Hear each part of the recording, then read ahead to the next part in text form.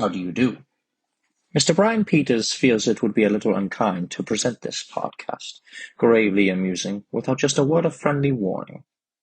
We are about to unfold an episode from the mind of Brian Peters, a fan of pop culture who sought to create a podcast after his own image, without reckoning upon God. It is one of the strangest podcasts ever listened to. It deals with two great fandoms of pop culture, humor, and horror. I think it will thrill you.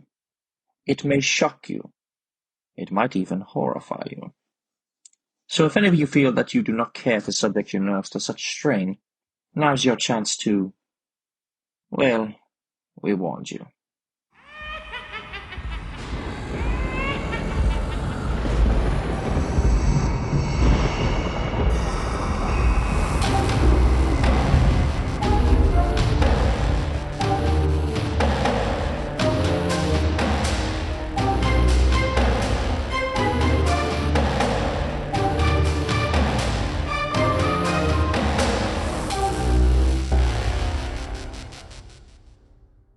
Hello, everyone, and welcome to Gravely Amusing, the only horror sci-fi podcast that's host is the son of a classic monster, the Invisible Man.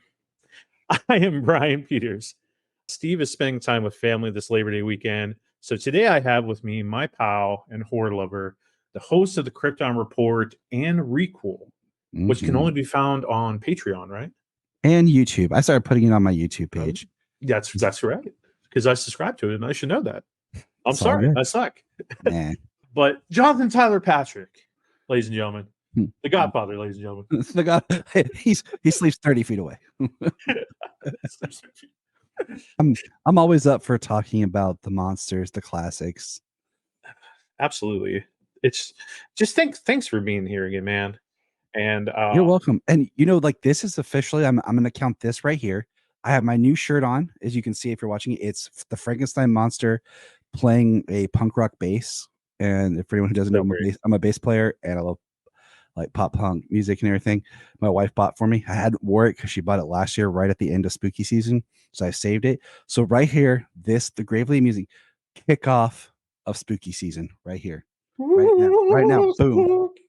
And I'm wearing the Gravely Amusing t-shirt that Tyler made and gifted for me last year because he's such a good friend, supported me. I appreciate Exactly. it. Thanks. Exactly. Well, welcome everybody to the Graveyard, because you have stumbled upon the podcast where one pop culture historian, writer type, whatever I am, and a horror-loving co-host give you everything you need to know about a horror sci-fi subject, and usually about under 90 minutes, hour to 90 minutes. But we're going to try to make it an hour today. But this is a monumental episode today because it is the 1-year anniversary of Gravely Amusing. And I have to admit, I wasn't sure that I would last this long. Most podcasts nowadays actually don't make it past 10 episodes. It's just truth. It's just fact. I think, I don't doubt that. I just think that sometimes people lose interest or there's the cost analysis, with podcasting, there's a cost to it. But, I look at like any other hobby that you invest in. Like I could go be putting money if I wanted to like build something, but I like having these conversations and creating these content. And then it's also cool because years later, I can look back on this stuff and hear, oh, that's me and Brian talking back when we first became friends doing something.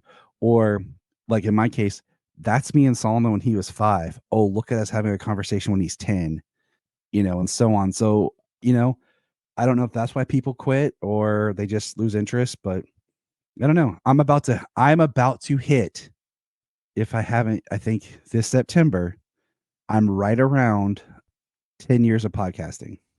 10 years. We had you started podcasting at the right time. We had a Capes and Lunatics 10-year anniversary because it was me, Phil, and Kelly started podcasting for the TV show Gotham. And I missed recording with them because we had a family thing to take care of that was connected with the passing of Turia. But it was our 1 year. Rest in peace, Turia. Yeah. She's probably not. She's probably trying to find ways to, annoy me, but bring it on. Aw. Which is fine with me. So yeah, you know, I've been doing this for like 10 years, and I just enjoy the conversations and getting to meet people. So I encourage people. Like I say, you know, we don't have midlife crises anymore. We just start podcasting. Exactly. Exactly. I know it's been a journey. Like I think that probably people quit because when they start the podcast, they probably have like a decent following, but then like they start losing a following or so, and then it hurts the mental health sometimes. So who knows? But I put too much on my plate when I started it. I try to do 2 podcasts. I had to take breaks due to life and stuff. But I think I've learned a lot. Tyler obviously knows more because he's been doing it for 10 years. But we thank you, listeners. We thank you, fans. And we can't thank you enough for being here. So if this is your first time in the show and you like it, be sure to like, follow, subscribe, tell your friends all about me. Like Batman. Last year, the first season of Gravely Musing, I spoke about the beginnings of horror in pop culture and in Gothic literature and Universal monsters. And Tyler was gracious enough to join me in some of those discussions. So be sure to check those out. And of course, they were about Frankenstein and Dracula and the Mummy and everything. So one of our most popular episodes, Tyler, is still the Wolfman episode.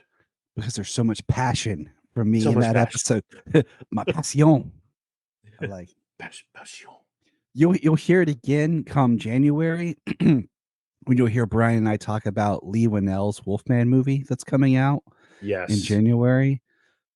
So it'll either be me in love or me full of anger. We will see. We'll see. We're gonna hit on that a little bit. So Tyler's gonna join me. Tyler joined me today to discuss basically what we feel are the worst versions of classic monsters and who we think are the definitive versions of each character. So the classic monsters, of course, are Dracula, Frankenstein, the Mummy, the Wolfman, the Invisible Man, and the Gill Man, or the creature from the Black Lagoon.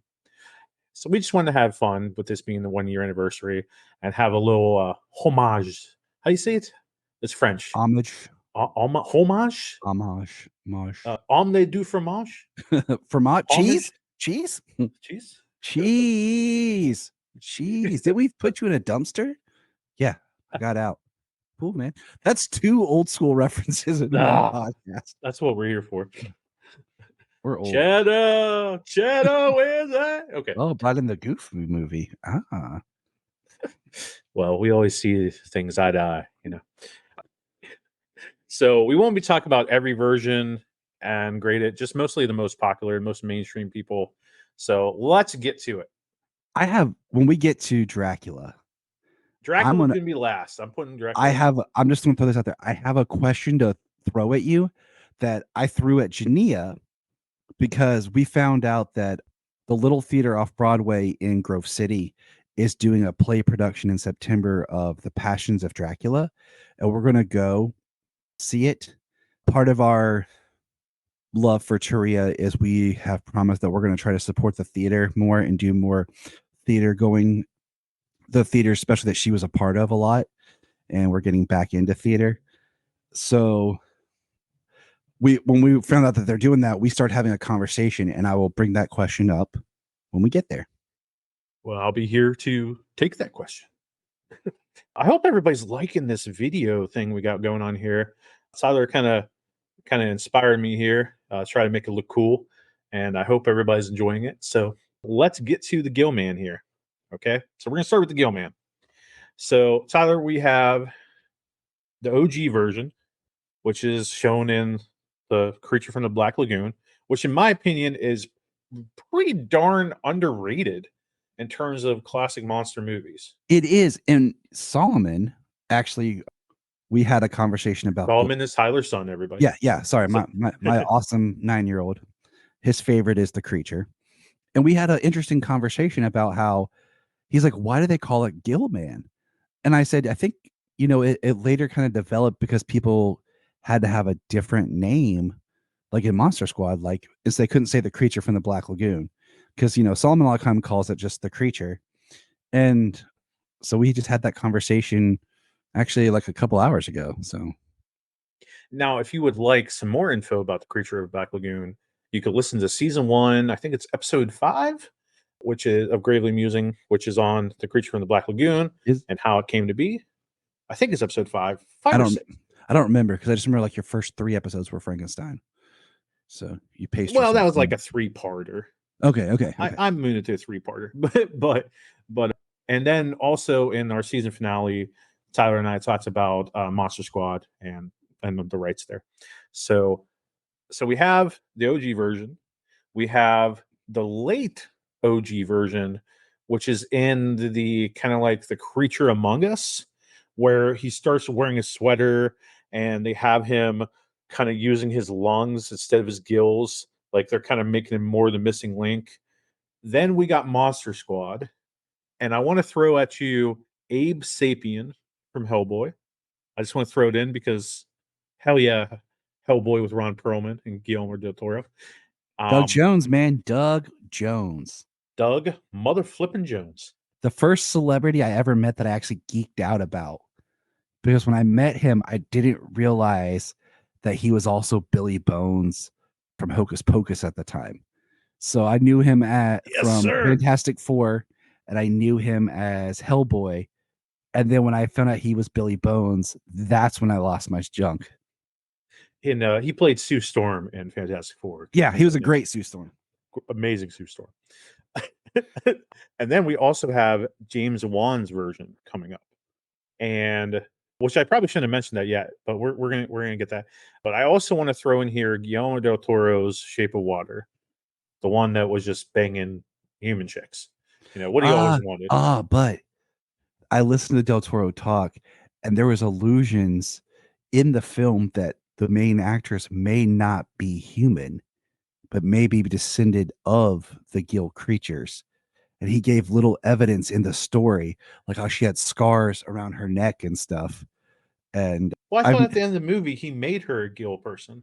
But I gotta, if I can find that article where Del Toro was talking about it, I'll send it to you. But it was interesting. Well, I'm gonna read it. Absolutely. If I can find it. So Tyler, based on that list, who do you think is the worst version of Gilman? The one with the sweater. Yeah. I'm gonna chalk it up. That's what I feel too. I think that was a horrible way to go. In my opinion, they probably maybe shouldn't have made a trilogy out of it. Maybe that should have been a standalone and just let it be, because it's that might be a whole different conversation. It's that temptation if you just can't do one, man. You just can't do it. Like you gotta do it a sequel. Like, yeah. Well, it came out in the 50s when Universal Monsters were kind of going away. Yeah. And we were getting more into pushing aliens and bug-eyed monsters in the 50s, which is the theme of season 2 of Gravely Musing. It's funny because that's their like way of teetering it. Like it's a classic monster, but yet it's kind of in the 50s sci-fi zone. Yeah, I agree with you. I think it's the worst version. So who, in your opinion, is the definitive version of Gilman? Like, people want to see Gilman, they're going to watch this movie. Yeah. I'm kind of torn on 2. Okay. And that's why. It's probably the same 2 as me. Go ahead.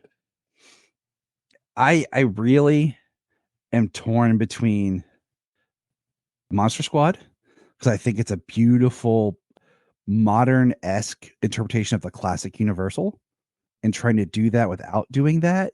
Yeah. And then what do you call it? The next one is, of course, Del Toro's Shape of Water. Because you're saying that the Del Toro's is better than the original OG.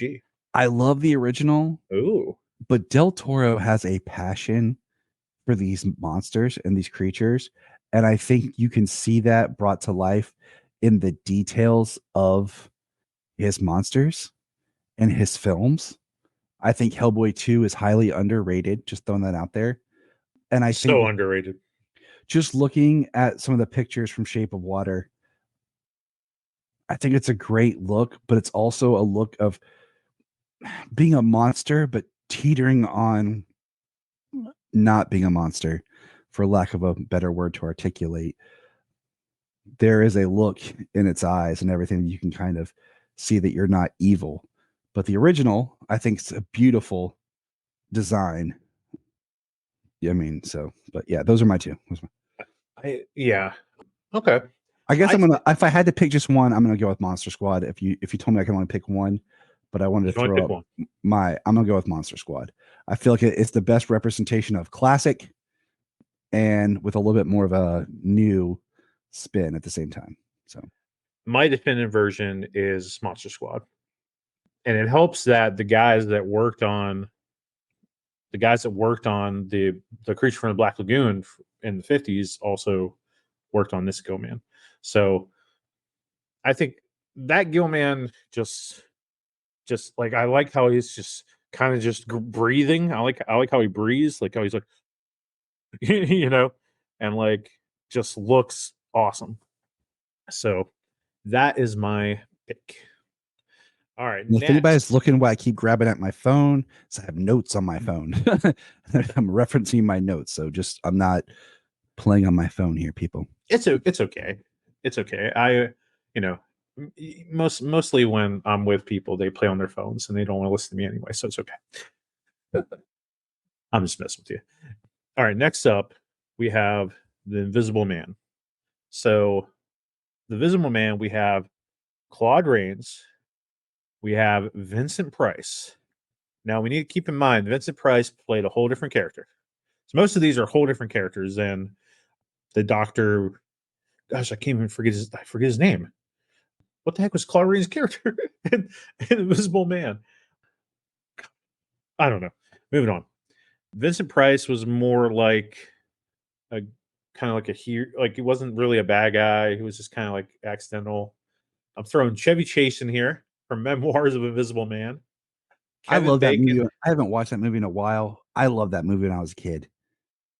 Like I watched it a good bit as a kid, and I try to watch it with Jen's family, my wife Jen and her family, and I forgot that in every single Chevy Chase movie, it's very sexually driven at times.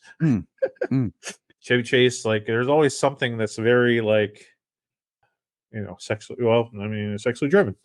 So, but in The Invisible Man, it kind of is a little bit. But we have Kevin Bacon and Hollow Man. And then I want to throw in the Invisible Man from League of Extraordinary Gentlemen. Yeah. Skinner, yes.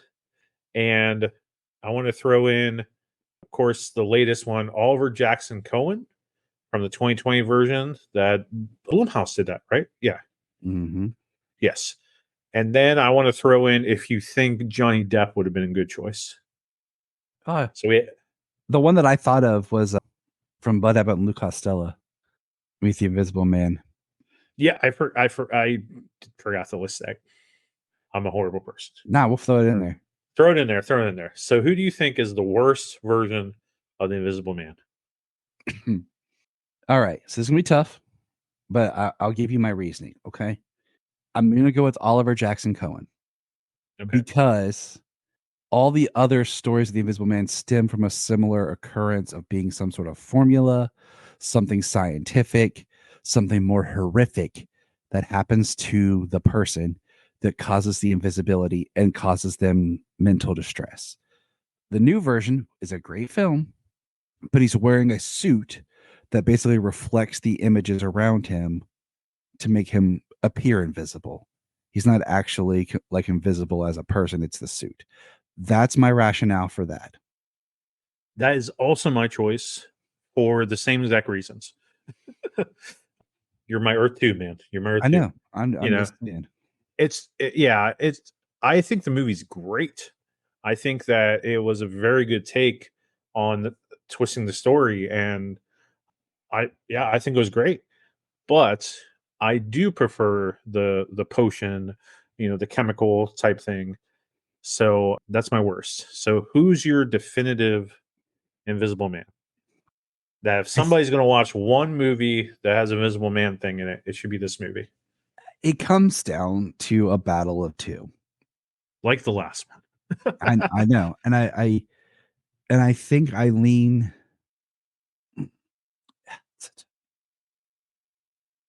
I have to go the Claude Rains.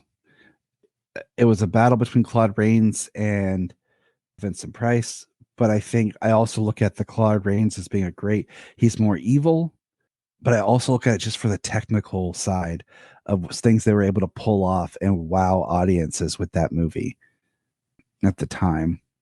But it's the imagery, like it's the first one of the imagery with the bandages, and you have that great scene of him taking off the bandages. So I'm torn between two, but for the sake of being different, I'm choosing Kevin Bacon. ooh. Because I have one of my very good memories with my mom is my mom took me to a drive-in because she took me to a drive-in and we saw The Replacements with Keanu Reeves, Nice. and then we saw Hollow Man. That is a nicely weird lineup. It's a weird lineup, but I remember it well because Hollow Man, showed boob, and as a young boy, yeah, Dude, my mom's story about taking us to see Titanic and her reaching over trying to get my face and me pulling the at the like, at the scene where I want to draw like French. I want to draw French girls. But yeah. Back before back when they didn't tell you why a movie was rated what it was, and you just kind of were like, we'll take the kids. Exactly. Oh, man, I miss the 90s. But I'm choosing Kevin because I really liked how, like, one quote that he said that always kind of like is in the back of my mind when he's like, true genius is being able to go from A to C without going through B. And I always love that quote. And I love how he's cocky and he's a dick before it happens, before he does the test of the serum, but then it just amps him more. It And makes you you see the ask, insanity. was it the serum or was it the ability to let yourself be free? And then if you had that, blame it on something, you could blame it on the serum. Like that. I mean, you could blame it on the alcohol, or you could blame it on the serum. I say that the serum amplified things like a super soldier serum, but it made him invincible. Mm-hmm. So, do you think Johnny Depp would have pulled it off? Yeah, because he's Johnny freaking Depp. My only thing with Johnny Depp as the Invisible Man, I think he would have done great. Is you're paying Johnny Depp to all of a sudden not see Johnny Depp, and you're going to rely on voice work and mannerisms. That's it right there. Which he can pull off because, I mean, Johnny Depp is great and most famous known, like he disappears behind makeup. So now we're just making him disappear completely and leaving a physical performance and voice. And I think he would have done it brilliantly. I think that if the Dark Universe would have happened, that Johnny probably could have been our definitive Invisible Man. I do. I really do. Because of that reason right there. Because he knows how to act and with mannerisms. So, Invisible Man. That's our answers. So, next up is The Mummy. So, The Mummy's been played by several people. And so we have Boris Karloff. We have Tom Tyler, who played. It was when they really didn't like. They were kind of like weird with the Mummy. They did like a Callus and then a Chorus, which you can check out our Mummy episode, which is in season 1. We have Lon Chaney Jr., which played him the most times. We have Christopher Lee in the Hammer versions, which I have not seen, so I can't give my opinion on that. Then we have Billy Zane in the Mummy movies. Yes, that's an intentional joke. I know. That's an intentional joke. I love There's nothing you could tell me that Arnold Vosloo Mm. and Billy Zane aren't the same person. Yeah, that's an ongoing Brian thing. If you didn't know, Brian wasn't. He did not realize for a while, many years ago, 30-something years. that that it wasn't Billy Zane.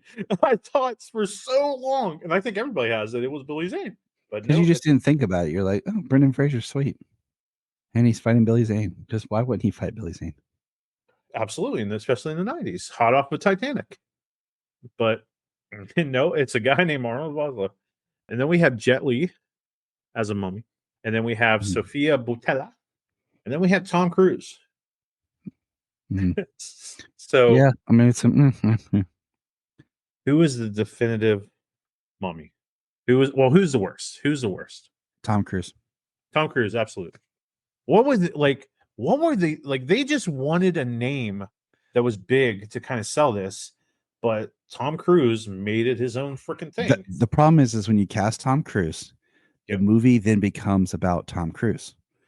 So, if you watch a Tom Cruise film, even like his Mission Impossible, there are very few scenes without him. I'm telling you, watch some of the editing, especially more now. Okay, as he became more of Tom Cruise, right? The scenes that he's not in are small and short, or if he's not in it, they find a way to maybe edit him in a cutaway or something, and it's about him. And that was the problem with the Mummy, is they took it in a very weird way at the end, and they made it all about him instead of letting the other characters breathe to build the universe. It was about him. But Sophia was interesting. She was, but the problem was, Mummy was interesting. The problem was, because of what they did with it, they went from making her the villain, the main villain, to undercutting her to making something even more powerful and worse than her. And you're like, oh, well, because they were trying to set up, I guess, the villain for the whole universe, but they could have done it better. And Brian and I have talked about that. I'm pretty sure we've recorded something about that, but you and I have talked about that for years. So much. Putting Tom Cruise in the movie, that's what ruined it. And I'm still very pissed off to this day that they didn't decide to stick with the plan. That they were just so scared because of like what that did, that they didn't continue with the plan of doing the Wolfman and Johnny Depp as a Visible Man and Javier Bardem as Frankenstein. That like they should have just seen what happened. But that's it. I mean, so who's the definitive mummy? Who is the best freaking mummy? You know what? I'm gonna go with Arnold Vosloo. That's the correct answer. Because I think he made the Mummy something more. The Karloff stuff I think was interesting to a point of the Mummy, but when you actually watch those films and then you come and you watch Vosloo, he made the Mummy a little multi-layered, but interesting in both, even with the rough CGI, with his performance, still in there. And then when he fully is formed, he still pulls it off and he makes it more interesting. So he is my definitive Mummy. Yeah. I have to go with Billy Zane on this one because with Boris has that great iconic look, but like Lon Chaney just played it more because in my opinion, and I talked about this in the last season. Mm-hmm. I found it very fascinating, your discussion on it. Thank you. Thanks, buddy. You're welcome. I just feel like Lon Chaney was pretty good, and I think I said that the sequel to the original Mummy was more interesting because it was kind of like more adventure stuff, and you could see where Stephen Sommers took that in the 90s. But for me, and I know it's not just because I'm a 90s kid, I'm not throwing a bias here. I just think that Stephen Sommers nailed what the Mummy should be. Just this adventure with this overwhelming force against this adventure guy. And that's just my opinion. So Billy Zane all the way. So next up, Tyler's absolute favorite. And like we're at the top 3. We're at the tippy top right here, buddy. So who's your favorite, Tyler? I forget, buddy. Who's your favorite monster? The Wolfman, Brian. And you know what's funny is so much of my love for the Wolfman is fueled not only by the film The Wolfman, but also by Abbott and Costello in meets the Wolfman, Frankenstein, and Dracula. Right? Yes. Yeah. I mean, we pretty much know the answer here. But Yeah, I'm not. Yeah, I mean, we're not even. Let's. like it's not even a question. The definitive answer, of course, is Lon Chaney Jr. Yeah, I mean, But- launching. Yeah. Go ahead and talk. I don't want to talk over you. You're fine, buddy. So we know Lon Chaney is the definitive, and I'm going to let Tyler go into why in a second. But the worst version of Wolfman, okay? So we have, well, we can't be Lon Chaney Jr. I threw in here for you Michael J. Fox and Teen Wolf, Jason Bateman and Teen Wolf 2, John Graz, so Uncle Rico and Monster Squad, the Van Helsing one, the one. Maybe I messed up here. You got Del Toro, I put. Oh yeah, I did put Del Toro. Benicio del Toro's. My apologies. The possibility and rumor that it could have been The Rock eventually. Oh yeah, I remember that was announced, and I just said, "What?" Like it would have to be like a horror like a comedy. Like you couldn't play it straight. He could not. So the possibility of The Rock as the Wolfman as possibly being the worst idea. Ryan Gosling, the idea of Ryan Gosling was I guess he wasn't enough. And then we have the future of Chris Abbott as the future Wolfman. So who do you think is the worst Wolfman, Tyler? Okay. First of all, Break it down for you, buddy. We've said it before. The Wolfman is different than just a straight werewolf. There's certain rules and stuff that because it's a universal monsters term, Absolutely. the Wolfman. So, the ones that Brian listed are either go by the Wolfman or follow that same pattern and characteristics of the Wolfman, which is what Teen Wolf does. Okay. The worst one is Van Helsing, either the one that bites the prince, or Hugh Jackman. All of them garbage. And this is where I would get explicit if we had an explicit label. I'd be like that, okay? Because they completely undercut what the character is, what the story is. That they make a generic werewolf, and then the way they have him transform is not the way the Wolfman transformed, with the wolf being underneath and ripping off the skin. That just seems very dark for a movie that wasn't being gruesome. Like, and the scenes where he's constantly changing back and forth, like that would be horrible.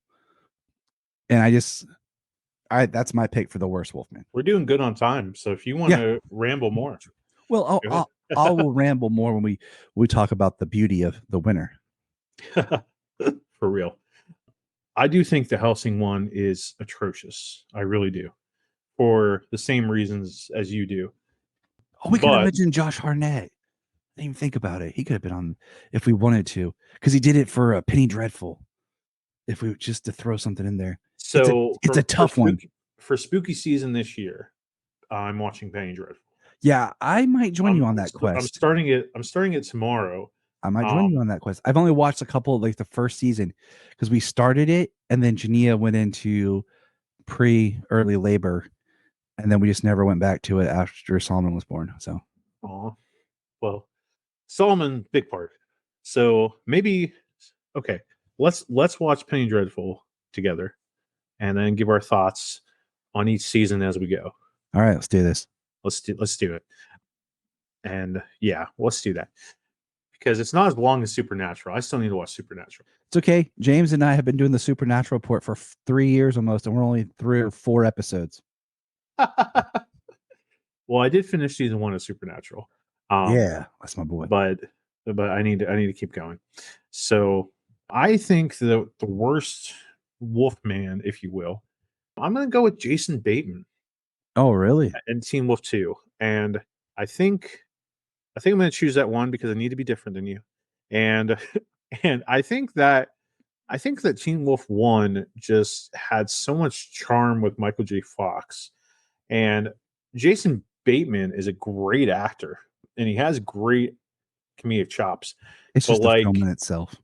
But Teen Wolf 2 is just very forgettable. Like, I can't remember much of anything about it. I agree with you. Didn't the coach come back or something? Like, they tried to get who they could get back, and I will say, if you even want to talk about like just out of honorable mention, we'll say the first 3 seasons of the Teen Wolf TV series were really good. And then when they got their new showrunner, who will remain nameless, but he also ruined the Flash.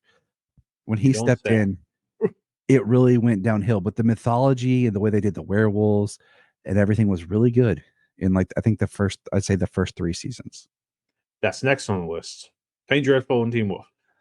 Like I'm saying, So- like it's they took a property and made it its own, even being based off something. So I like it. All right, Tyler. Who is the definitive Wolfman?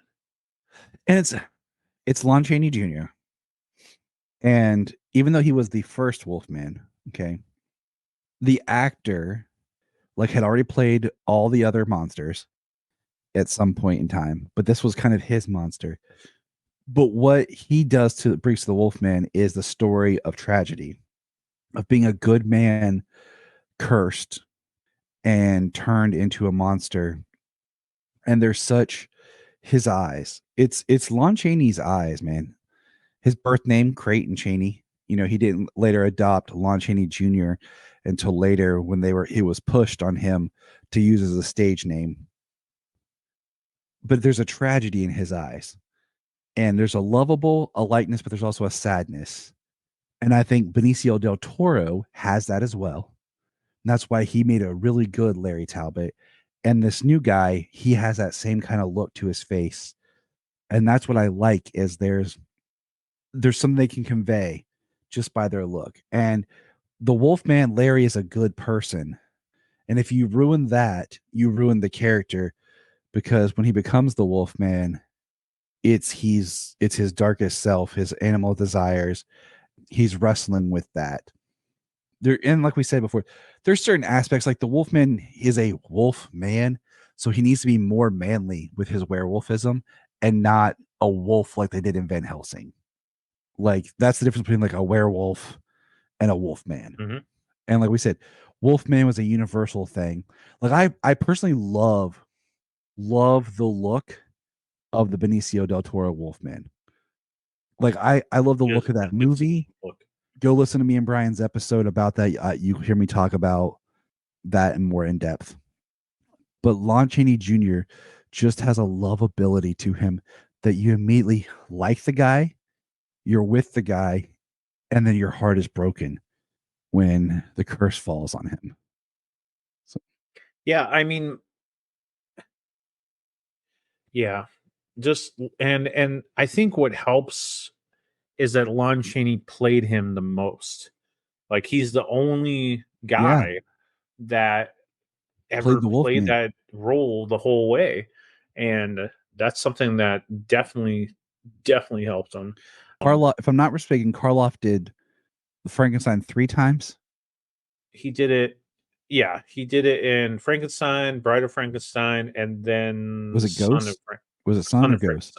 Okay, I always get those two confused. I always flip those in my brain for some reason. I know he did it like 3 times, and we'll talk about that more. But yeah, the Wolfman through all 5 appearances.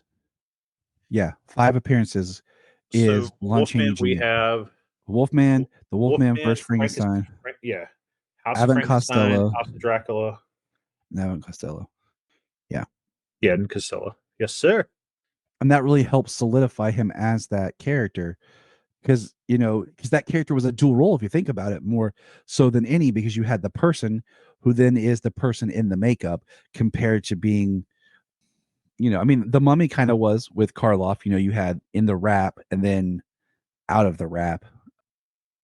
Yeah. I mean, Karloff has a iconic look in there, but most of the movie he's as a Armin Zola. Oh, that was a Captain America joke. Okay, but yeah. So I am so that's what Tyler says is the definitive version of the Wolfman. I would say the definitive version of the Wolfman is Big Wolf on Campus. I love that. Dude, I love that show. Okay, it's so campy, but I love the theme song, and I will pull that show up just to laugh. I kick it up. I'll watch little bits of it on during spooky season. It's all on YouTube. It's so campy, but I freaking enjoy the crap out of it. Okay, like it's just one of those things. It's so good. I wish that we could. I wish they would release it on Blu-ray or something. Yeah, I will take a DVD release. You For real. know, just a proper release of it. I would buy it because I've watched it with the kids and it's goofy, but it's fun. It's a nice little gateway into like the classic monsters. Yeah, the answer, of course, is Lon Chaney Jr. That's just like, I mean, because there were like episode 5 of season 1. Everybody, that's the Wolfman episode. Like what we said in that episode, there was no book to work off of, so everything in that movie has set a whole mythology for the universal Wolfman. So, I mean, Kurt Sidomak, I've heard it Sidomak before. Just go listen to that episode and you'll understand our answer a lot better, because what he put into that script, and that I read the original script before Brian and I did that episode. Yeah, just go check it out. It helps inform our answer. Great episode.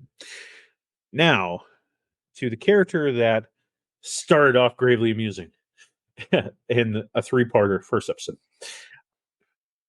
Frankenstein. Now, I'm talking about Frankenstein's monster here, but I'm also throwing at you Victor Frankenstein. Okay? So, this is like a 2-parter. Frankenstein and Victor Frankenstein. So, in 1931 Frankenstein, we have Boris and we have Colin Clive as Victor. In The Ghost of Frankenstein, we have Lon Chaney Jr. as a monster. And in Frankenstein Meets the Wolfman, we have Bela Lugosi. And then we have Glenn Strange for several movies. He is the actor that's playing Frankenstein the most, actually.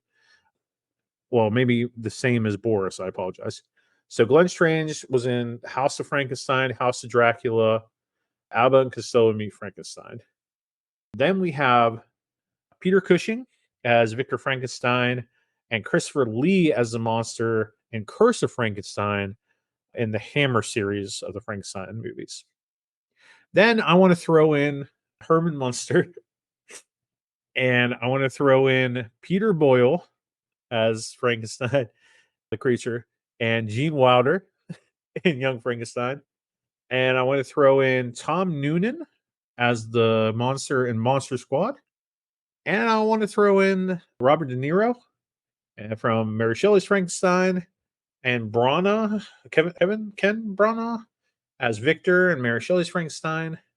And then I'm throwing in Sam West as Victor, and she's only Victor briefly, and Schuler Hensley and Van Helsing.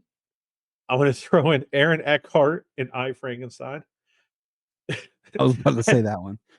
I have to throw in, now I haven't finished this movie. I just started like 20 minutes of it, but I want to throw in James McAvoy as Victor Frankenstein, and then Spencer Wilding as Prometheus, which I haven't seen him yet, so I guess I can't really grade that. And yeah, so that's what we got so far. And then we'll have a little bit more discussion of the future of Frankenstein. So who do you think is the worst version of Frankenstein, Tyler? Well, the first problem that we have with this one is you have Mary Shelley's book and how she describes and what the monster absolutely is seen as, and the evolution that the monster goes on in the book. You have this image thought, but then you have what Universal made, and that became so iconic for the monster, and it's different than Mary Shelley's Frankenstein. But you end up having this battle. Well, that's why we've always kind of drawn this line that there's the Universal monsters interpretation of basic characters and literary characters, and then I'm glad that you're bringing this up, and then everybody else's, because Frankenstein, the book and everything, is public domain, so the character is available to use in a film, so you're not beheld to certain things. So all that being said, okay, I am open for different interpretations, but I really don't like it when they make it too much of almost being normal. And you made a really good list because Elaborate what you mean too normal. I will when I get to my pick. Okay, apologies. No apologies needed. Because these characters, well, we'll get with this with Dracula too. They've been interpreted so many times, even in crap, low budget, cheap movies that you find on Tubi. And that's why I had to shorten the list here. Right, and you're perfectly right for doing so. Thank you. So my roundabout way of saying is like my worst version. It comes down to two, and I'll explain why both. Aaron Eckhart and I Frankenstein, because it just looks like Aaron Eckhart with some stitches. Okay. And that's why I say, and Robert De Niro and Mary Shelley's, because once again, it looks like Robert De Niro with like some stitches and been busted up. And I picked those two because most other versions, even ones I don't really like, make it look a little bit more monstrous and a little bit more as if maybe the body's not fitting correctly because you're using different bodies and different body parts. So I give it a little leeway there. But my big thing is I don't really feel that you're invoking. If you showed me those two, I could say, okay. And then I would never think Frankenstein's monster until you told me. Even though you may argue that De Niro is a little bit closer to the book, I still think in the book itself, there is definitive characteristics that need to separate that really make him more monstrous instead of looking like one person with some stitching. So that's my biggest thing with any other version. I can make a rationale where I can see what they were going for by either putting it together, stitching it together, and trying to do their own thing. But those two just look like the actors with some, like I could go grab some Stitch makeup and put it on there and be like, I'm the Frankenstein creature, and you'd be like, what the hell are you doing, Tyler? So that's my answer. Where'd you get that scar? From Whitman? Yeah, right. So I'm gonna go through the list as best I can and what works. So I'll leave Boris for the end. Lon Chaney Jr. as the monster. It was just, for me, it's just kind of like, let Lon Chaney play every monster there is. It's yeah, like I mean, it's okay. Lon Chaney is a great actor, but he's a Wolfman to me, so it just doesn't work for me. Bela Lugosi as the monster was an awful choice, and Yes. I feel like, because now if you in season 1, if you check our episodes on Dracula and Frankenstein, so much plug for season 1, but this is the homage, hematoba. But Bella was originally supposed to play Frankenstein's monster right after he did Dracula, and he passed on it because he didn't want to be defined as like, I'm going to play those monsters. And he regretted that decision because Boris did so well. So I think this was kind of like, I want to see if I could do well with this monster, and I could have done great. And it doesn't work, and it hurts more because he played Igor, he played Dracula. Like it just doesn't work. Glenn Strange was a decent creature, but he didn't add any depth to it. He was just kind of there, like there wasn't a whole lot of depth with Glenn Strange. Was like, you couldn't get Karloff. I'm kind of doing the same thing. But I do want to add this, that there's a through narrative that a lot of it kind of gets lost if you don't watch the Frankenstein movies in order, about how his brain got switched out. He was supposed to have dialogue, but then they took the dialogue out.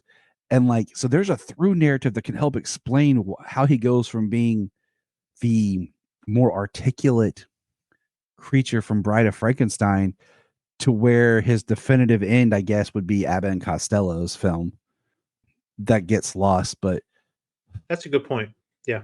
Lugosi just It didn't work. I want to Christopher Lee as the monster. Now, and we're going to talk a little bit more about this probably in December when Nosferatu comes out, but around that time. But Christopher Lee's version of the monster is really good. He doesn't say anything, but just the way he looks and just how kind of scary it is, I really, really enjoy it.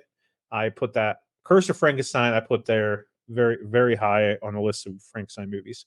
Herman Munster, just fun. It's just meant to be fun. if we had to pick a horrible Herman Munster, I would pick the one from Rob Zombies. Don't get me started. Next year, we're gonna be talking about the monsters as we enter the 60s and as we keep the historic thing going there. And I'm gonna break that down. Peter Boyle did a fantastic job. Young Frankenstein is one of my favorites. Tom Noonan did really good with the humanity of Frankenstein. De Niro, I'm kind of with you. It just looks like De Niro with scars. But Mary Shelley's Frankenstein, it's pretty darn close to the book. So you have to give it that. I know, and that's pretty darn close. And that's where I'm like, I battle with it. But so I can't give my opinion on James McAvoy yet. Sam West is in the movie and Van Helsing for like 5 minutes, and I didn't like how Frankenstein looked all. I mean, I understand what they were doing, but it was just like a little overly Universal Halloween Horror Nights with Frankenstein and like steampunky, and I didn't care. So I say the worst Frankenstein for me is probably Bela Lugosi with a very, very, very close Aaron Eckhart because that was just trash. So who do you say is a definitive Frankenstein? I mean, excluding like if you're going to be a purist and like, oh, it's not like the book, because we know there's probably those people back in the day too. I have to say Boris Karloff. That scene of his original intro. I mean, I'm wearing a shirt that's a representation of him walking backwards, then turning and seeing the face. You don't get Herman Munster, the Monster Squad, none of that without him. Like, he became so definitive and iconic that every other version had to either do something to connect that or go in a completely different way to not pull back around to it. Do I think it's a complete perfect representation of what Mary Shelley is going for? No, because once again, that's a difference than the book, but this is the universal version, but it is an icon. So you cannot escape that it is an icon that has forever, put a mark on that character that will never be escaped. I also have to go with Boris. Like, there's no greater looking Frankenstein. The amount of hours that he went into with Jack Pierce for the makeup, pulling out part of his teeth just to get that little like sunken in thing in his jaw. It's just so like, I will never forget just seeing him for the first time and as he walks out and just being like, oh my gosh, like, it's why I love the Frankenstein and the character. I mean, I love the book. It's my favorite book, but just seeing that was just amazing. Now, if we want to go to book wise, I probably would go with the closest to the book Frankenstein version would be Benedict Cumberbatch, actually, in a British stage play was probably the closest. That's a cheat. That's a cheat. But I'm going to cheat here. But De Niro, that movie is probably the closest to the book, even though he doesn't look.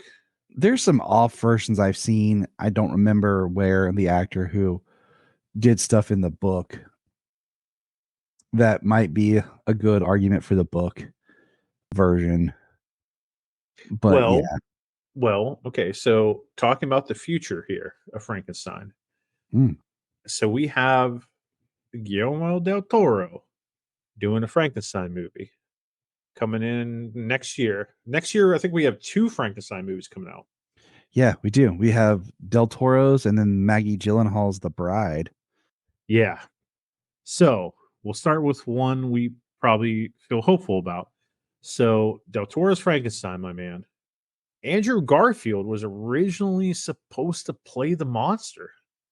Was Like he when the it was a, monster or Doctor? I thought he was Dr. Pretorius. well, I don't know. The articles I read was Andrew dropped out of the movie because of some scheduling thing or whatever. Dude, I feel like no I matter thought he was going to be, you know, Pretorius. Pretorius. All I know is if I was cast in a Del Toro film, Yeah, I will make sure my schedule works. you damn right you would. You know what I'm saying? Because that Damn man right. makes beautiful films. Absolutely. And Andrew Garfield, like he needs something big. So I don't know who the hell the monster was, but I thought it was going to be Oscar Isaac as the monster, but it appears that Oscar Isaac is going to play Victor, which when it was originally announced with Garfield and Isaac, I thought that Andrew Garfield was going to be Victor and Isaac was going to be the creature. See, I thought that would be beautiful as well. Maybe they changed it or they pulled something on it. I don't know. But yeah. Well, now the monster is going to be played by Jacob Eldori, which I'm Yeah. not sure. I don't know much about the guy. I've just seen him. I don't think I've ever seen him in anything. Which is cool. Which means I could maybe actually I trust in Del Toro's casting and I will get to go in without any baggage of this actor. I will Yeah. tell you this. For anyone who is listening to this, who is interested, Del Toro has always been in love with Frankenstein. And I highly recommend you go on Netflix and watch Del Toro's Pinocchio. Yes, I'm probably going to be watching it right after this. Have you not seen it? No, you keep telling me to, and I'm a piece of crap. He parallels a Frankenstein story with Pinocchio. Because, for a while, if anyone didn't know, he tried to get Frankenstein going multiple times and was unable to. And I feel like he put a lot of what he would want in a Frankenstein film into Pinocchio. And I would argue that it is very reminiscent of Frankenstein. So check out Del Toro's Pinocchio. I'm going to. Yes, sir. Do you think, well, I'm just going to rush it here, but I think I have extreme faith in Del Toro because he is a humongous Frankenstein fan. Just look up pictures of his house or views of his house. It's pretty much my heaven. I would love to live in that house, but I have faith. When I'm a ghost. Sign me up too, buddy. But I would have really liked Andrew Garfield in that movie, but we'll see what happens. Now, Maggie Gyllenhaal's The Bride. I didn't know that Maggie was doing this movie. I didn't know it was her. I know Jake's in it. I don't know who Jake's playing. Maybe he's playing Victor. Who knows? Have you looked at the pictures of this movie yet? There's only been a couple. There's only been like one or two like official releases. One is The Bride with her face. Let's see, there's an ink spot on it. And then one is the creature, Christian Bale, like pulling his hair back with his shirt like this. Huh? Those are the only official images. Everything else has been like behind the scenes set photo type stuff.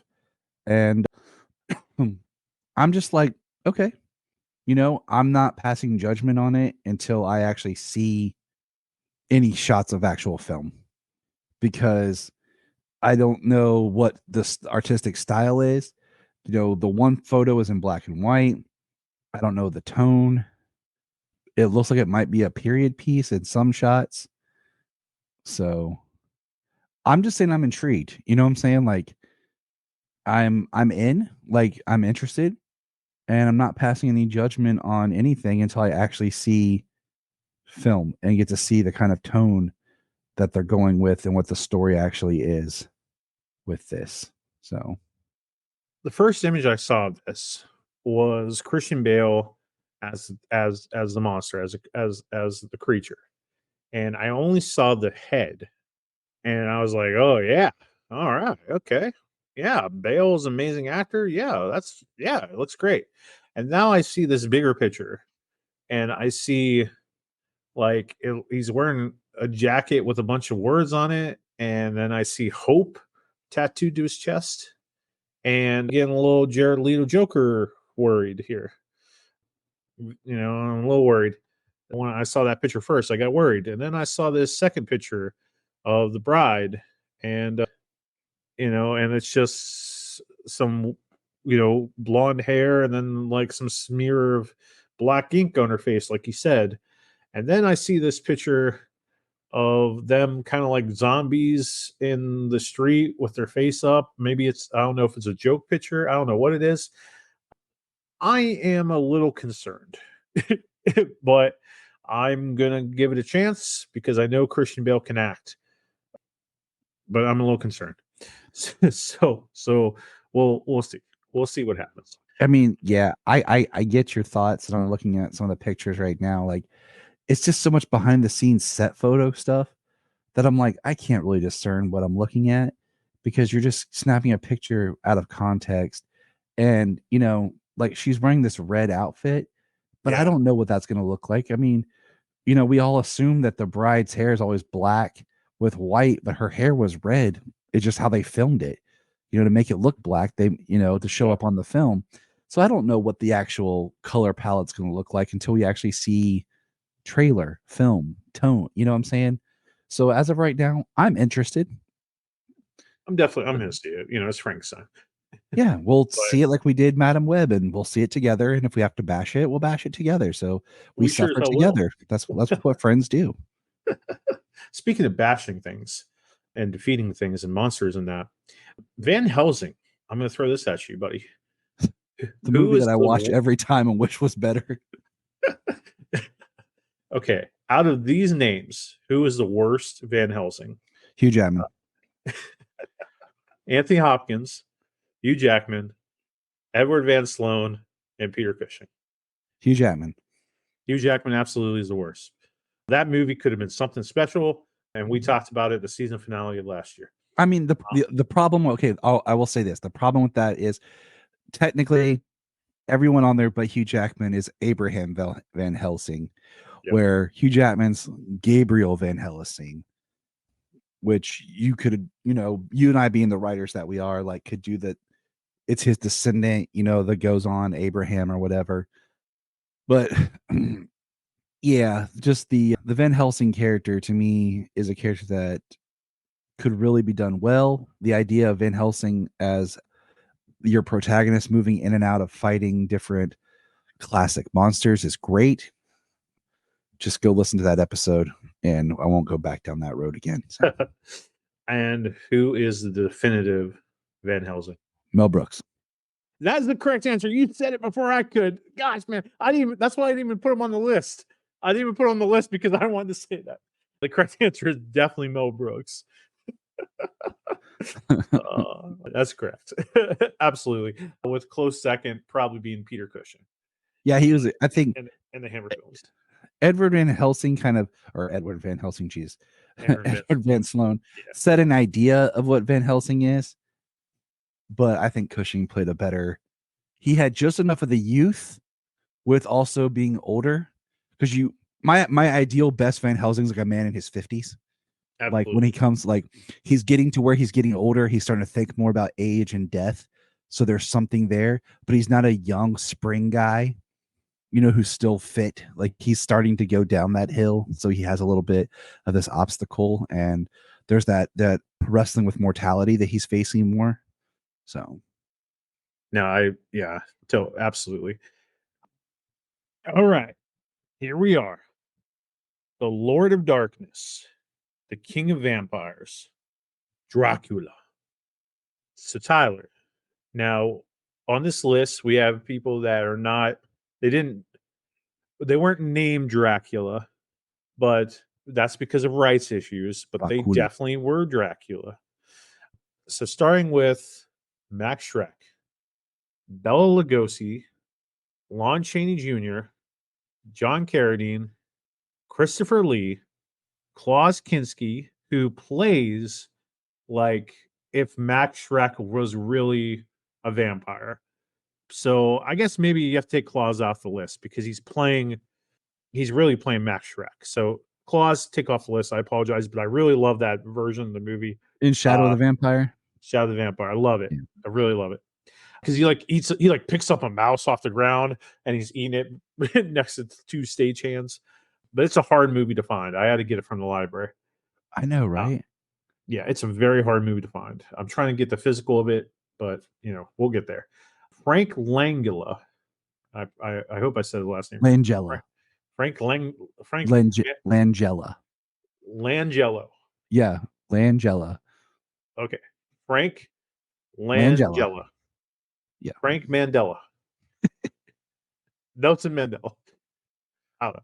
Gary Oldman, Leslie Nielsen, Gerard Butler, Richard Roxbury, who was in Van Helsing, Jonathan Rhys Meyers from the Dracula TV show on NBC, Luke Evans, Claus Bang from the Netflix show written by Steve Moffat, and Nicolas Cage. Who is the worst Dracula? This is probably the hardest one. That's why it's last. I know. It's so hard. So hard. So as we do this, the question that I posed to Jania, bring it on, buddy, was: has there been a definitive Dracula movie or a definitive Dracula? Well, that's what the whole point of this podcast is. I know. And that was the question. To give the definitive Dracula. Because we talked about this, like, not even performance, just as a movie. Like, has there been one that's just like, that is Dracula? Because there's elements sprinkled in all these different versions. That's true. But even like, I'm going to say this, people will attack me for this. Come at me, bro. I do not like Francis Ford Coppola's Dracula with Gary Oldman. I do not like that movie. There are parts that I like, but Dracula's not a love story. He is not some hopeless romantic. That was all invented for the film. Dracula is evil. Like, when you go back and you read that book, he is. And I'm saying all this because I have to break down. If you go, okay, I think the best portrayal recently of Dracula. No. We're talking about who's the worst. I know. Right, okay. Don't get there yet. So, because that might be your answer. Okay. It's hard to say the worst because so many versions have tapped into things that work and don't work. And you need to look at the book. And the problem with the book is Dracula is not a protagonist character. Dracula's in the background. He's a character of shadow. He's a character, he's a force that our other characters interact with. So he himself is not defined. So do you think that I should have put on this list the Voyage of the Demeter movie, Dracula? I was going to say that just to be a dick. No, I'm not putting on this list because for me that wasn't Dracula to me. No, it wasn't. You and me, we were so disappointed by that. We were. It could, a couple of things could have helped that. Yeah. But I'm saying all this because there's, like we talked about, like there's so many different versions where characters have ripped off Dracula, like Blade Trinity did their take on a Dracula type. Oh gosh, I totally skipped over that one. That was on my list. Yeah, Dominic Purcell was on my list. Throw it on there too. Let's see, like there was a version on Buffy, there was a version on the TV show Van Helsing. Like, so Dracula's a character probably been done more than anybody, and there's a lot of cheap, crappy Dracula movies. So we're trying to stay in the realm of films that actually tried to be good and actually tried to, Yes, sir. So all of that to say, I will have to say, just because I kind of have two, and I know I keep saying that, where I fall is because I feel like these two are the worst because they change the fundamental nature of the character. One is Luke Evans as Dracula Untold, because I feel like that movie's cool. I like that movie. It has its flaws, but I like it. But they make Dracula the hero, and he's technically Vlad, but he's still Dracula. And then they still try to do an evil vampire character, so they try to have their cake and eat it too, and make him a hero. The other is the Jonathan Rhys Meyers TV show, As interesting as that show was, Jenny and I liked it, enjoyed it. They once again completely missed the mark of making Dracula this good anti-hero-ish character. And I feel like by doing that, you've fundamentally ruined what Dracula is. He is the Prince of I Darkness, love your argument here. the complete epitome of evil. I mean, even Adam Sandler's Hotel Transylvania Dracula is better. And that's a fun, family-friendly, fun version of the character. I will argue that's a better interpretation than those two characters I just named.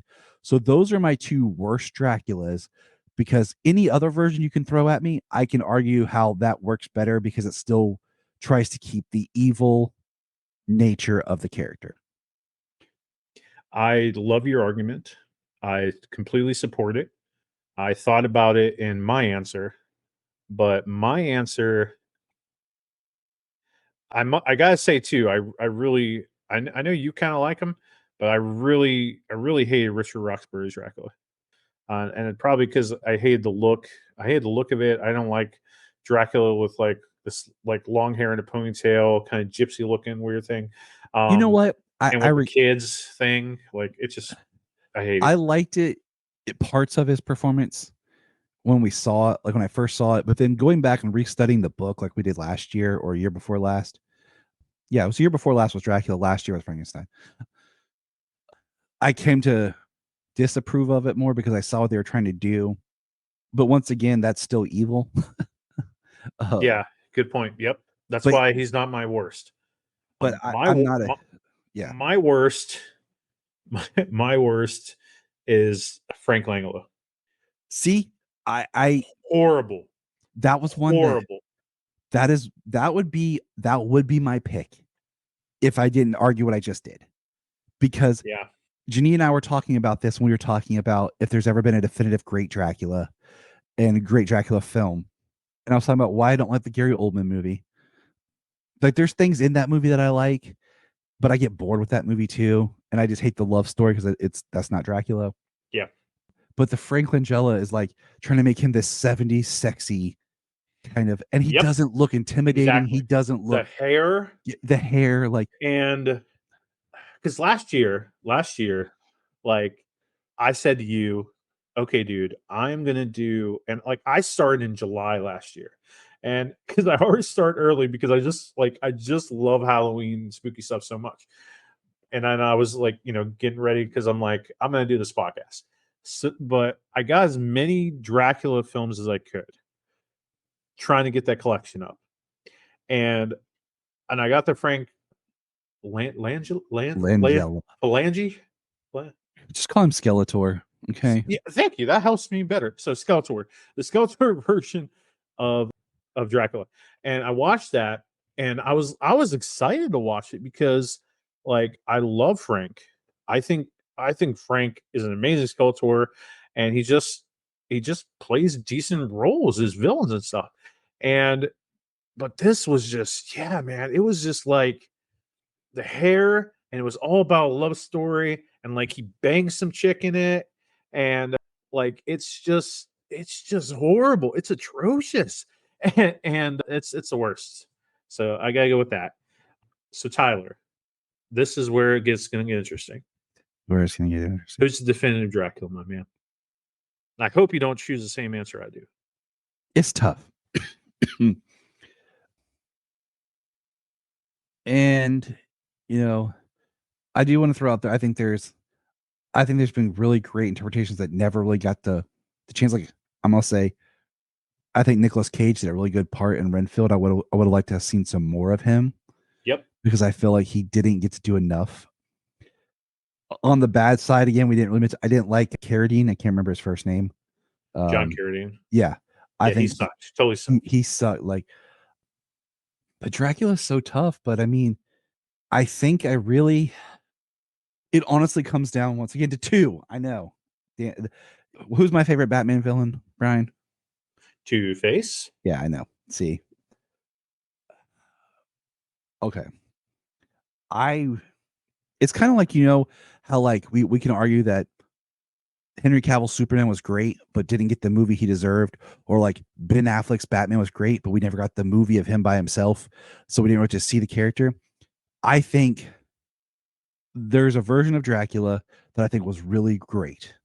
I think he brought everything that needed to be scary, likable, creepy, underhanded. But I feel like because you're trying to remix, do something different, change the material, you get lost in it. And I think he could have been the definitive Dracula. I won't say who it is. I'll wait till after you talk because I don't want to steal anything from you. I'm going to say Lugosi because of the iconic imagery. He only played the character twice, but when you think Dracula, his stamp is so deeply rooted in the imagery of that character, you can't escape it. Even versions like for children, like the Adam Sandler and Hotel Transylvania, call back to that version. His accent, his look, he might not have been the best, most menacing, but there is a poetry, a suaveness to him, and he is iconic. But I will say Lugosi, and I'll mention the other guy after you talk. Okay. Everybody, I like how no one said. I like how you didn't say Gerard Butler. I think that I like the twist of that movie. I I like think the it's twist of it. interesting, but being Gerard Butler was a weird choice. Fair enough. I also like. I think Nicolas Cage could have done better if we would have got more of them, but you and I've gone back and forth with this. The teeth really hurt him. I'm a simple man. Really Just hurts him. give me two fangs up top, two at the bottom that come and go. Like, they go in, they go out. Like, I don't want a whole shark mouth of teeth. Yep. And Bela Lugosi's so iconic. So, most people will say, yeah, it's a definitive Dracula, like no question. But for me, Bella was probably always the one. And a lot of people want to go with Christopher Lee. And I haven't seen all of them yet, but I watched like the first 3 Christopher Lee Dracula movies, and they're okay. They're not horrible, but and like I love like the red eyes and like he's very evil and it works and stuff, but not all the movies really hit. Some of them are just it's just it's okay. But for me, the Dracula, in my opinion, that is the new definitive Dracula for me, except for maybe when we get to some elements of the later part of the story of the Dracula. I have to go with, and I'm probably butchering his name too, Klaus Bang. It's Um, it's Klaus Bang. Klaus Bang from It, Steve Moffat's Netflix show. and that's my runner up. That's why I didn't want to say who it is. So that's not your Because number one? that's why I said he's my it was between him and Bella. Him and Bella, I went for the iconography and just that presence because you don't get to Klaus without Bella. But dude, Yeah. anyone just Dude. watch the first episode of the Netflix Woo! series. I begged Brian to watch that one. He's like, no, I'm watching in order because that is the first time I've ever But watched didn't you want me to watch the second episode first? I wanted you to just get to it. Like I wanted you to just get to that because I Yeah. wanted to talk about it with somebody. Yeah. I just recommend everyone watch the first episode and Woo! the second. The third one, no. But that Yeah. is the first time I've watched anything with Dracula where I felt that was evil, where he was evil. Yeah. And I mean, he played such a great Dracula, and I feel like he gets forgotten. It's because it was a BBC thing, and then it was put on, then it was on Netflix, and it just doesn't get the attention that it deserved. But he brought something that was just, I mean, he brought Dracula back to being something scary and dark. And he did such a good job. And I mean, he has that look and the way they did it. I mean, it's And they unsettling. start him as the old man with hairs on the palms and looking weak. And then they do it just like the book, where he gradually becomes younger as he feeds on Harker. That scene. I mean, I don't want to spoil everything for everybody, but there's 2 scenes for me that just, oh gosh, it just sells it. And it's the scene where he's on the rooftop and he's laying in the shadow Mm-hmm. while a character is laying in the sun, and the character is being suffered by the sun, and he's just laying there in the shadows right next to him, just on the edge of that sunshine, and he's just taunting them and messing with them. And and probably then other than like the whole, like, it's the whole first two episodes are just, oh, they're magic. So the first episode is more so like the whole entire story of the Dracula book up until he gets to the ship as he's going to London. So in that first chapter, the most iconic scene is when Dracula is at that gate. And I don't want to go into full detail of what the Just gate go is. watch it. Like, It's, oh my gosh. And just the conversation between him and the person on the other side of the gate, it's just Dracula's pure evil. And like, it's just so good. And I'm a huge Steve Moffat fan for his run on Doctor Who, for his run on Sherlock with Coupling. Cumberbatch. This man can write, he knows what he's doing. It's just phenomenal. And then that second episode is all on the ship of the Demeter, where it's a whole entire season of just him being on the boat and people dying. And it's exactly like, I think even before we watched it, Tyler was like, if I were to do a Dracula movie, I would just do it on the boat Yeah, and do the that whole was thing. years ago. Like That was years before this before even dropped. Yeah. Yeah. And it was just so good. Terrifying, suave, love it. So go ahead, buddy. I was gonna say the third episode is like when he gets to London, but there's some twists in it, and I feel like they tried to do something with it. They tried to update, they tried to make some changes. And I didn't like the third episode where it landed and how it ultimately concluded. And I think I would have loved, like, this is where I get up frustrated about stuff, is if they would have just taken Mr. Bang here and done a proper Dracula story, it would probably be the most definitive, iconic Dracula ever. Like it Hands down. but because they kind of try to change it up, and it also, I mean, if I remember right, it didn't drop either late 2019 or something on Netflix. I'm trying to remember when it actually came to Netflix. I feel like it came during the pandemic,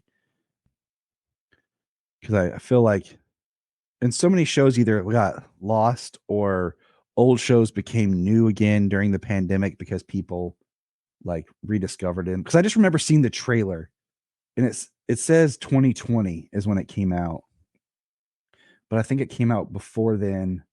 Yeah, I'm looking at it right now.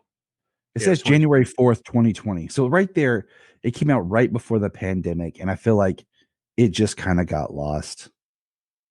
Unfortunately, yeah, it really did. So you don't bring Dracula out, okay, in January. Like, you release it around spooky season when everyone's thinking about it.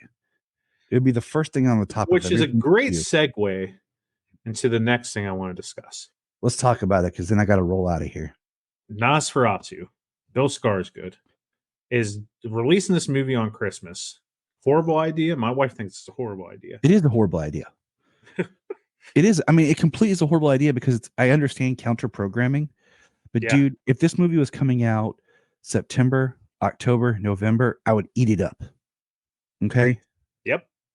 I mean, I'm excited for it, but releasing on Christmas Day is like kind of laughing at people like, haha, we're going to release about the Prince of Darkness on Christmas.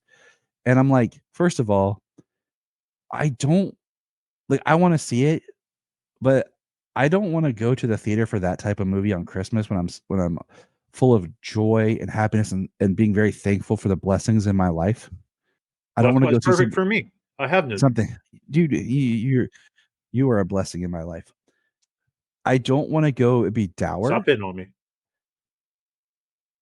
And so, like, it's this conflict. I mean, we've only ever went to the movie theater one time on Christmas Day, and that was back in 2012 to see Les Mis. because that was Jania's Oh. favorite musical, and we went Yeah. later in the day as a whole family. Okay. I'm not a huge fan of going on Christmas Day exactly because I think movie theaters should be closed that day. I think at least if one day of the year they should be closed to allow people to actually spend time with their families.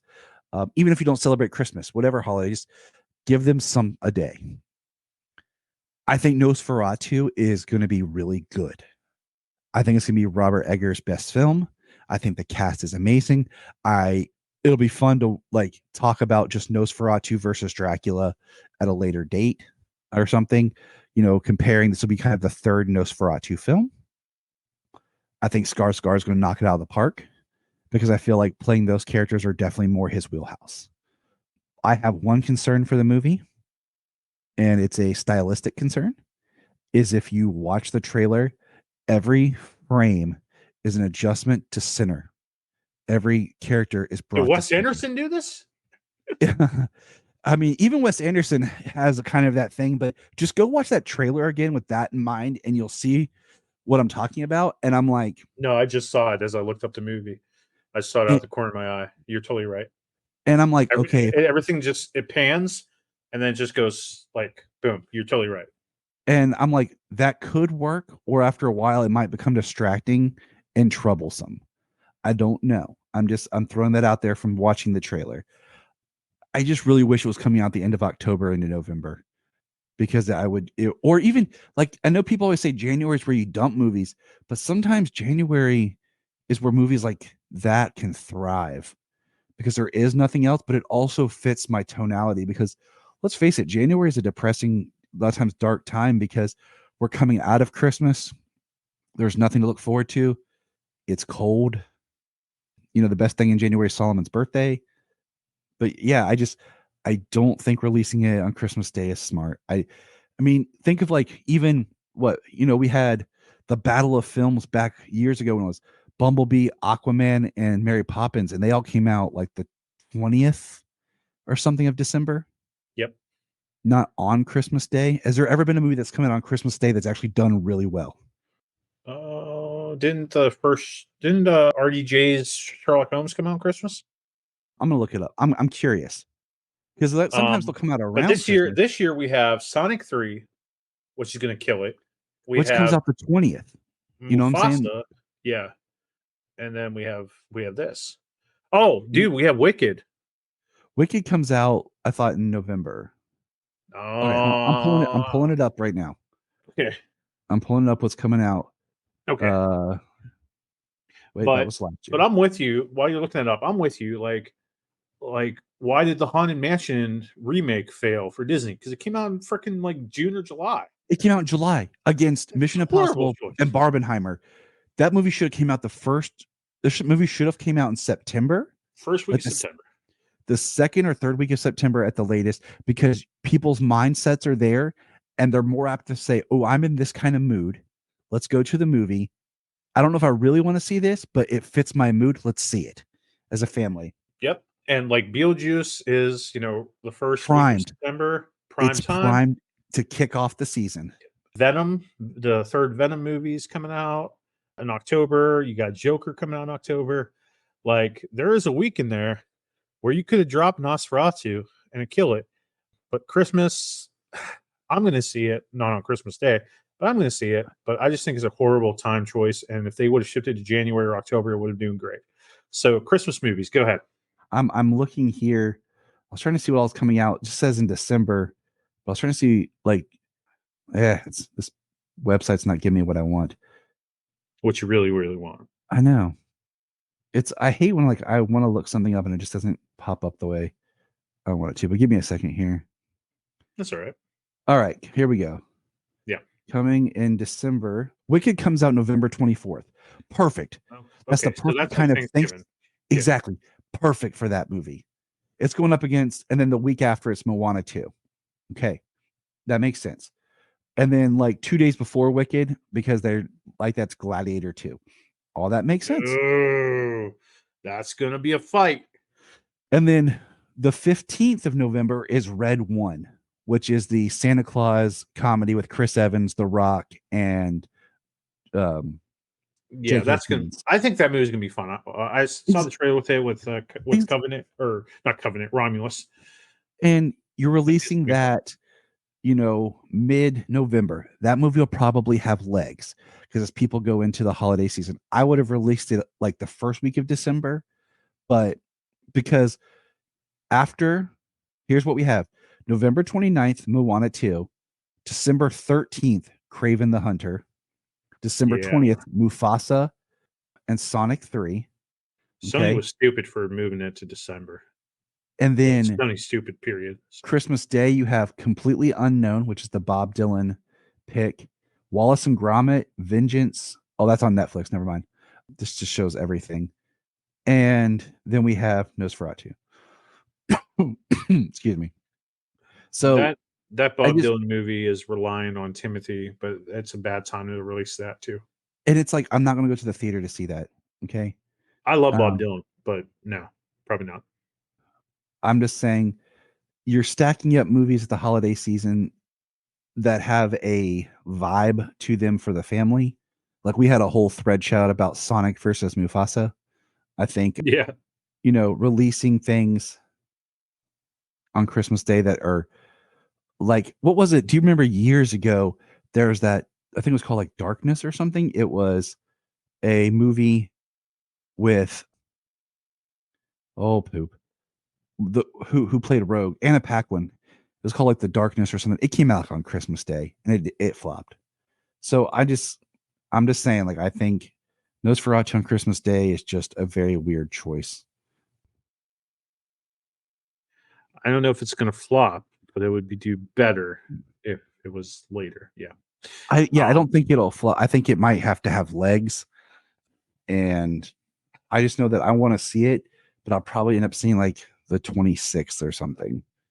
Yeah. Yeah, for real.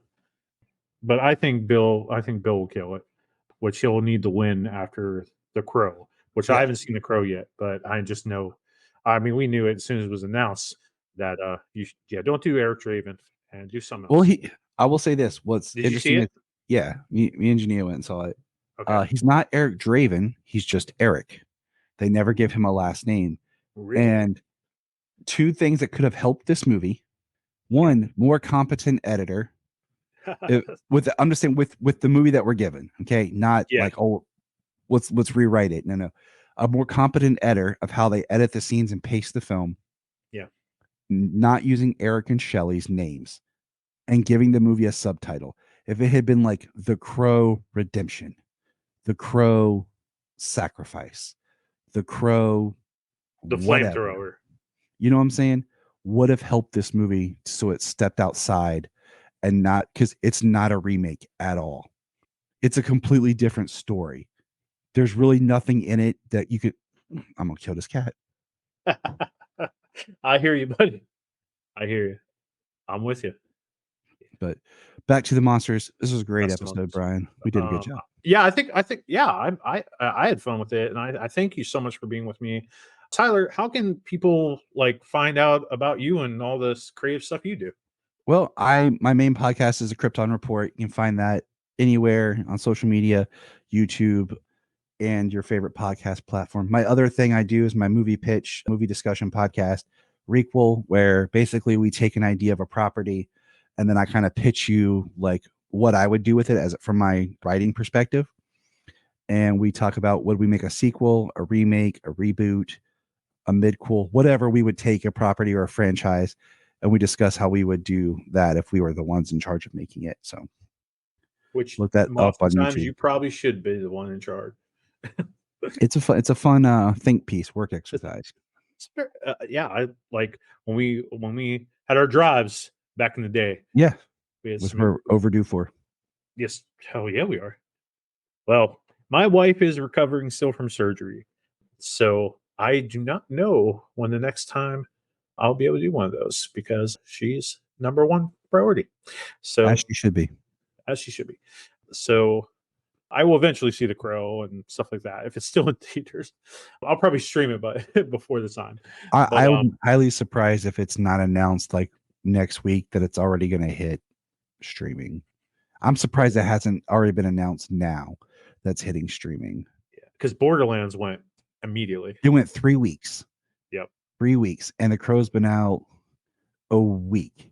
So I would not suspect if next week they've already talking about putting on streaming, because you have new movies coming out that's just going to push it away. Absolutely. So, yeah. So, like our next episode, I might have Steve back if he's not doing family stuff, because I know his daughter just went to college. But we're going to be talking about Beetlejuice, and our top 3 ghost-themed movies. And if you like this podcast, be sure to leave a 5-star review and follow and subscribe on the podcast player of your choice, Apple Music, Spotify, iHeartRadio, what have you. And join our YouTube channel and tell your friends about us. I have been Brian Peters. He's been Tyler Patrick. And I hope this podcast thrilled you. I hope it shocked you. And if nothing else, I hope it left you gravely amused.